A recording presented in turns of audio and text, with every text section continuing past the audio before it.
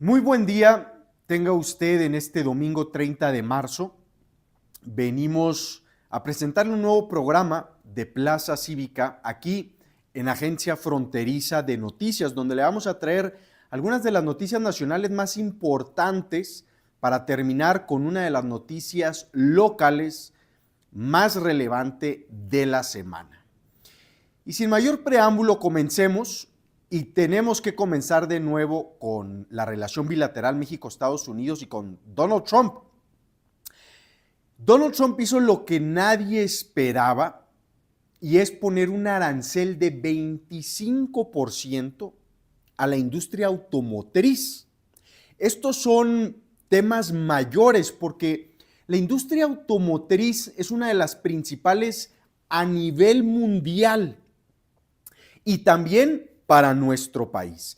De hecho, la industria automotriz se dice es la columna vertebral del Tratado de Libre Comercio de América del Norte. Para que se dé una idea, México exporta anualmente a Estados Unidos 78,500 millones de dólares en automóviles. Ahora, hay ahorita toda una serie de dudas respecto de cómo se va a aplicar este arancel. A ver, sabemos que a la parte del valor que se hace en Estados Unidos, porque las piezas pasan la frontera muchas veces antes de que ya quede completamente ensamblado el auto, pues esa parte no le van a aplicar arancel, pero a la parte mexicana sí. Y por otra parte queda la duda de las autopartes que también exportamos mucho a Estados Unidos. No solo exportamos automóviles ya hechos, sino autopartes. Y en eso precisamente está ahorita la negociación del gobierno de Claudia Sheinbaum con el gobierno de Donald Trump. Sea lo que sea, va a haber al menos algo de aranceles para México, si es que nos llegan a dar una excepción, y va a afectar seriamente a la economía nacional, porque esta es una de las principales exportaciones, probablemente la exportación más importante de México a Estados Unidos y por lo tanto de México al mundo. Muchos empleos, una parte importante de la economía nacional depende de la industria automotriz.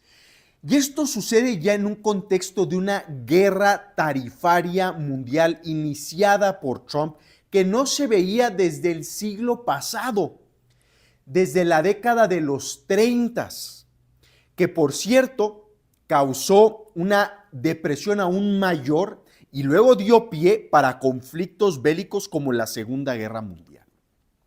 Entonces, el contexto internacional es muy difícil, de mucha incertidumbre y vamos a ver qué se logra de aquí al 2 de abril.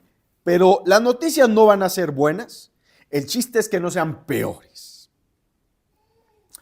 Y ahora entremos a nuestro segundo tema, que tiene que ver con la reforma judicial en México, que le hemos estado ya platicando desde hace tiempo y le hemos dicho que no existe antecedente alguno, no solo en la historia del país, en la historia de la democracia, de una reforma judicial donde todos los juzgadores, jueces, magistrados, ministros a nivel federal, a nivel local, sean elegidos por voto popular y donde se medio ha hecho, como en Bolivia, pues ha sido un fracaso.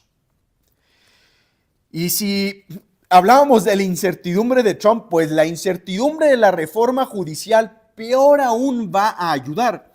Le pongo 3 casos que acaban de suceder recientemente para darle una probadita de lo que está por venir. El primero es el caso de Malinali Gálvez, la hermana de la ex candidata presidencial Xóchitl Gálvez. Pues ella está señalada por secuestro agravado. Ya tenía 2 años en prisión preventiva. Ahora, este secuestro tiene penas que van entre 15 y 40 años, no más. Pues adivinen cuánto le acaban de dar de pena. 89 años, violando claramente la ley. Obviamente, muy politizado su tema, algo que no habíamos visto anteriormente. Y así, ¿quién va a confiar en la ley? Le doy el segundo caso. El segundo caso tiene que ver con la ahora gobernadora de Veracruz, que tiene muchos señalamientos de corrupción, Rocío Nale, que fue la anterior secretaria de Energía con López Obrador. Bueno, pues Rocío, hubo un empresario veracruzano de nombre Arturo Castañé, que cuando Rocío Nale estaba haciendo campaña para el gobierno de Veracruz, él hizo serios señalamientos de corrupción hacia Rocío Nale, pero bien sustentados. No crea que eran calumnias. Hay muchas pruebas documentales de la cantidad de corrupción y de conflicto de intereses y de tráfico de influencias en la que cayó la ahora gobernadora de Veracruz. Bueno, pues un juez, ella demandó por daño moral, imagínese, y un juez acaba de multar a Arturo Castañé con 14 millones de pesos por daño moral. Entonces ahora ya no podemos hacer señalamientos en contra de nuestros políticos por haber cometido corrupción. Imagínese, si no es por este empresario, no nos enteramos de todas las corruptelas de Rocío Nale. Y luego el tercer caso, este está terrible, es el de Yasmín Esquivel. Ella es una ministra de la Corte, morenista, esposa de José María Riobó, un contratista importante de López Obrador. Bueno, pues recordemos que también es la ministra plagiaria, porque es un hecho que plagió su tesis de licenciatura y de doctorado. Pues ahora resulta que una jueza de la Ciudad de México multó al ex rector de la UNAM, Enrique Graue, y al ex rector de la FES Acatlán, Fernando Maceda, por daño moral, y les puso una multa de 15 millones de pesos a cada uno, cuando ellos estaban haciendo una investigación institucional para ver si efectivamente Yasmín Esquivel había cometido plagio, que claramente sí lo cometió. Se fijan el bozal que le acaban de poner, esta intimidación que le acaban de hacer al exdirector general de la FES Acatlán y al ex rector de la UNAM. Imagínense qué va a ser de nosotros los ciudadanos cuando señalemos actos de corrupción y de plagio. Son casos terribles que todo indica que es una probadita de lo que viene con la reforma judicial.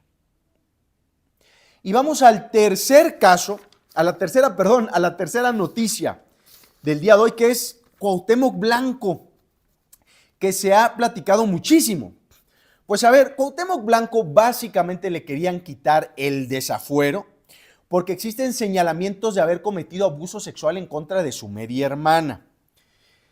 Pero también recordemos que Cuauhtémoc Blanco tiene muchísima cola que le pise.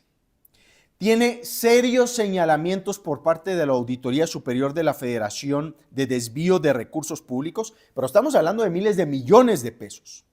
Cuando fue alcalde de Cuernavaca, tiene señalamientos, y cuando fue gobernador de Morelos, tiene también serios señalamientos de colusión con el crimen organizado, porque se han publicado una serie de fotos donde él sale abrazado así de muy compas, pues con miembros del cártel Jalisco Nueva Generación, e inclusive cuando sucedió esto de los Guacamaya Leaks, donde hackearon los archivos de las Fuerzas Armadas, la Secretaría de Marina comentó ahí en sus informaciones internas que creía que Cuauhtémoc Blanco también estaba coludido con el crimen organizado. Pues bueno, a él lo iban a desaforar por este supuesto abuso sexual, que no quiere decir que sea culpable, nada más para que enfrente la justicia. Pues, ¿qué pasó? Pues básicamente una parte importante de Morena, algunos votaron a favor del desafuero, Pero básicamente Morena y el PRI, junto con el Verde, se aliaron, y los aliados de Morena, el Partido del Trabajo, y evitaron el desafuero de Cuauhtémoc Blanco. Claro que luego la presidenta Claudia Sheinbaum le dice, pero ve a testificar a la Fiscalía de Morelos, y él dice, sí, yo no tengo miedo, pues sí fue, pero con fuero, pues así sí. Recordemos algo, a pesar de estos señalamientos de Cuauhtémoc Blanco, que ya vienen desde antes, Morena, el presidente López Obrador, le dio el segundo lugar en la lista plurinominales para la Cámara de Diputados, hablando de impunidad. Y justo cuando estaba este juicio de desafuero, salió un video donde sale la esposa de Cuauhtémoc Blanco con el ojo morado, pidiéndole ayuda a los guardaespaldas de Cuauhtémoc Blanco porque el esposo, Cuauhtémoc Blanco, la estaba golpeando.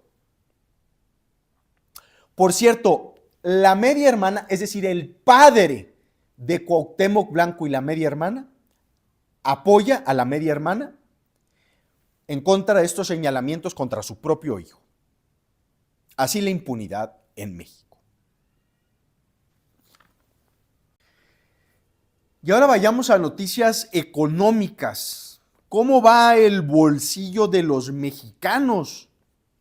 Fíjese, durante el cuarto trimestre de 2024, es decir, los meses que van de octubre a diciembre, que también coincidieron con los primeros meses de gobierno de la presidenta Sheinbaum, pues hubo una contracción económica de 0.6%. No se veía una contracción económica entrando un gobierno desde Ernesto Zedillo, con esta famosa crisis del tequila. Bueno, pues las noticias ahora para este año, lo que va de este año, pues no son nada buenas. Por ejemplo, en diciembre ya sabemos, según el INEGI, que la inversión cayó 4.1%. Ahora, podemos ver cómo está el estado de la economía del país con una industria fundamental que es la industria de la construcción, que también es fundamental para Baja California. Y fíjense estas cifras del INEGI. En enero, la industria de la construcción se contrajo 19.2%. Pero en diciembre también había tenido una contracción de 4.2%. Y claro que en el empleo en esta industria, en enero, pues tuvo una caída de 7.5%. Ahora, mucho se dice que el país va a entrar en una recesión. ¿Y qué es una recesión? Pues técnicamente es cuando hay 2 trimestres consecutivos con contracción económica, es decir, el trimestre que fue de octubre a diciembre, que ya la hubo, y mucho indica que el trimestre de enero a marzo también tendremos una contracción y por lo tanto una recesión económica. Ahora, ¿qué es lo que está provocando esto? Son muchos factores, pero hay 2 fundamentales. La incertidumbre que está causando los aranceles de Trump, que ya lo vimos ahora, este arancel de 25% para la industria automotriz global, incluida la mexicana. Pero 2, que también ya lo vimos, el balazo en el pie que representa la reforma judicial. Porque ¿quién va a querer invertir en el país cuando no existe certidumbre para la inversión? Recordemos, por ejemplo, que en Baja California, mucha gente de la Consejería Jurídica del Poder Ejecutivo, o sea, es decir, los abogados de la gobernadora, pues están en las listas para ser jueces y magistrados. Recordemos también que el secretario particular de la gobernadora, Nahum Rodríguez Chávez, que tiene un año de experiencia en temas jurídicos, pues está también en las listas para ser magistrado. Cuando antes uno tenía que hacer carrera, tenía que hacer exámenes, cuando era un proceso muy riguroso técnicamente hablando. Imagínese qué empresario va a poder confiar así en el país. Y entonces las noticias económicas en México, en materia de crecimiento económico, de empleo, de inversión, pues son muy, muy malas y no se ve que se vayan a recuperar. Recuerde, 9 de cada 10 pesos invertidos en México vienen del sector privado. Y la incertidumbre está terrible. Ahora, vamos a nuestra siguiente noticia nacional y última noticia nacional, que es una buena noticia dentro de lo que cabe, que tiene que ver con la seguridad, con el fundamental tema de la seguridad. Nosotros anteriormente habíamos criticado en el sexenio pasado que se puso a puro guerillo en puestos clave de la seguridad pública, cuando se deben de poner a gente técnica y experimentada. Si algo ha diferenciado al sexenio de López Obrador con este sexenio, ha sido que en los temas de seguridad se puso a una persona técnica que ha hecho carrera en el área de seguridad pública, en la figura de Omar García Harfuch. Por cierto, cuyo padre fue Omar García Paniagua, un policía, y cuyo abuelo fue Marcelino García Barragán, el secretario de la Defensa cuando ocurrió la masacre de Tlatelolco en el 68, que hay todo un tema que no fue defensa, que les pusieron, pues ahí básicamente una trampa de parte de los servicios de inteligencia. Esa es otra historia. Pero Omar García Harfuch viene de ese linaje. Bueno, hay una buena noticia, hay dos de hecho. La primera es que el conflicto en Sinaloa entre la Mayiza y la Chapiza, aunque están terribles las cosas en Sinaloa, se ha logrado contener. Porque recordemos que muchos de estos conflictos, cuando se arrestaba o se extraditaba o moría un gran capo de la droga, pues se rompían, se cindían los cárteles del narcotráfico y había una pelea en todo el país porque son muy grandes. Bueno, eso no ha sucedido en México a raíz del arresto y que se lo llevaron a Estados Unidos a el Mayo Zambada. La segunda noticia buena es en Guanajuato. Guanajuato era uno de los estados más inseguros del país y pues afortunadamente, a raíz de que se arrestó a una persona de nombre Alfa 1 del cártel del Golfo, los homicidios se han caído de manera importante, 45%. De hecho, Guanajuato ya ni siquiera es uno de los 10 estados más inseguros del país. Y esto también es ejemplo de qué sucede cuando las autoridades locales y el gobierno federal trabajan juntos. Porque el gobierno en Guanajuato es panista, es de otra índole, partido político que el federal, y aún así están chambeando juntos.